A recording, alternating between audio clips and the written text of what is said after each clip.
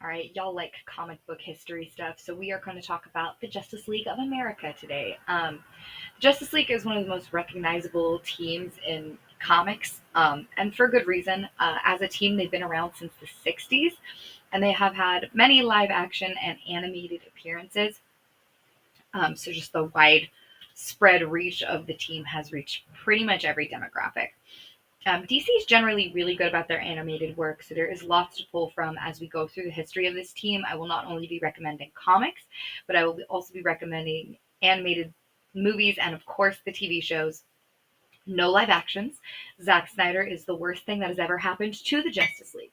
You can try and blame the Joss Whedon cut, but there was no fixing that script. So here we go. Um, the first appearance of the team in full was in 1960 in the 28th issue of The Brave and the Bold.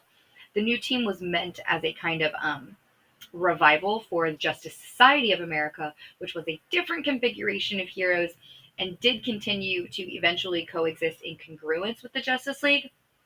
But that team will be a whole separate history lesson.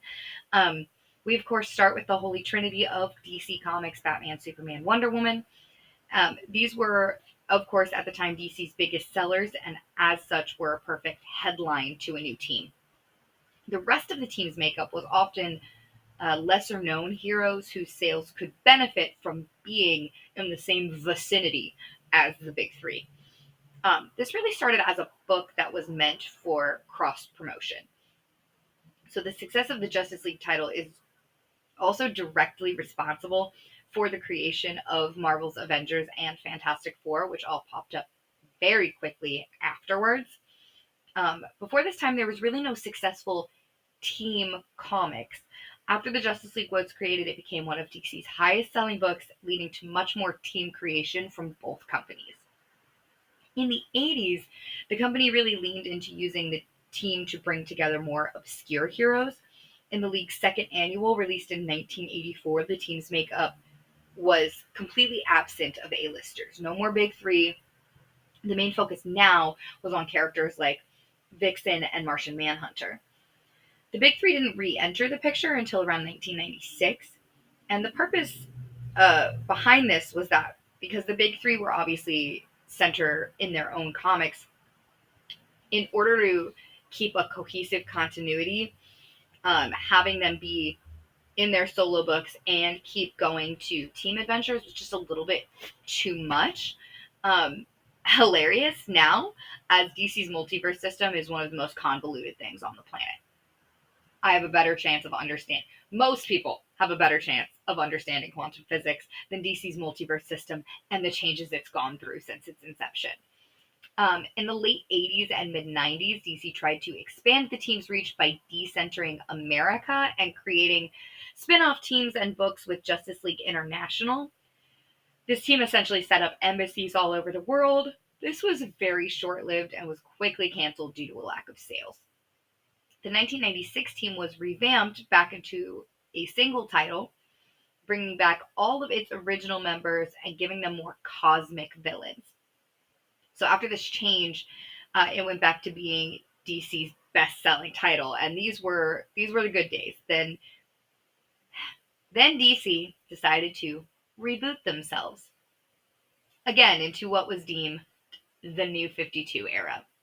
In case you didn't know, pretty much everything to come out of New 52 was bad. We don't talk about it. Fans hated it so much, and with so much vitriol, DC rebooted again just a few years later into Rebirth. Why did I say it like that? Rebirth. Um, New Justice, Infinite Frontier, and Dawn of DC are all soft reboots that took place between 2018 and now. Yeah, 3 soft reboots in 6 years. DC has been a mess for a while. Now, that doesn't mean that there aren't good individual titles, but their inability to keep an overall tone or continuity has been reflected in their sales, hence the continuous reboots. All that said, let's highlight the good. These are the collections that have several titles combined in them, but are great pictures of what the team should look and function like. I will start at the very beginning with Showcase Presents The Justice League of America, Volume 1, from 1960 to 1962. The collection was published in 2005 and is literally the start of the team. Showcase Presents continued to run collections, but my favorite volumes are 1, 4, and 6. Next up is Crises on Infinite Earths. Now, this whole storyline was written with the intention of cleaning up DC's convoluted and horrendous multiverse. The writers themselves could not keep the alternate Earths straight, so they wrote a story in which everything was essentially lit on fire and then organized. That's what this book is. Do I think it's an exceptionally good story? No. Do I absolutely hate that they took a writing correction and made it a live crossover TV event? Yes.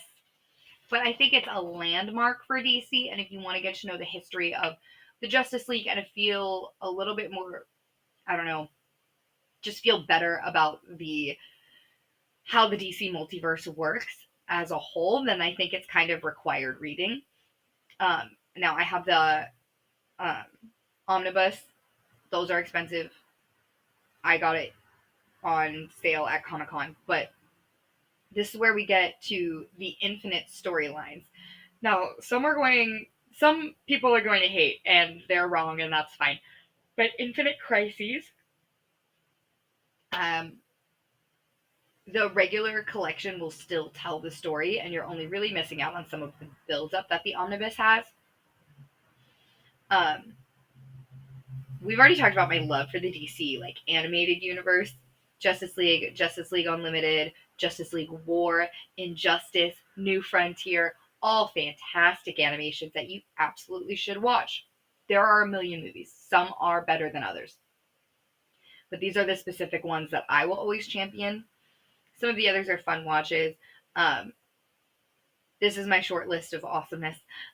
War World is the newest one, and I haven't gotten our chance to watch it because it premiered at SDCC last year, and it was at the same time as Invincible's Adam Eve special, and I chose Adam Eve. I'm so sorry, but it was the correct decision because I got free merch from Invincible, and there was no free merch at War World. So now that it's on Max, I will watch it. My review will be up so very soon.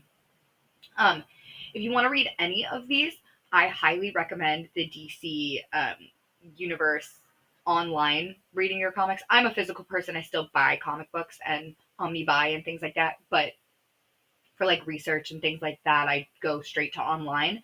It's $120 for the whole year for the entirety of DC's catalog, and the interface and the usability is so much better than Marvel's. So much. DC is better about having their back issues up. Their catalog is way bigger, and it's simply just easier to use. You can search by era, you can search by character, you can search by storyline, you can have your little favorites list. It's so good. I will talk about it all day forever. I'm doing some Hawk World research right now to kind of prove a point after an argument on Twitter, and it's so easy. Anyway, DC Unlimited, fantastic. Go use that. Anyway, go watch and read some Justice League.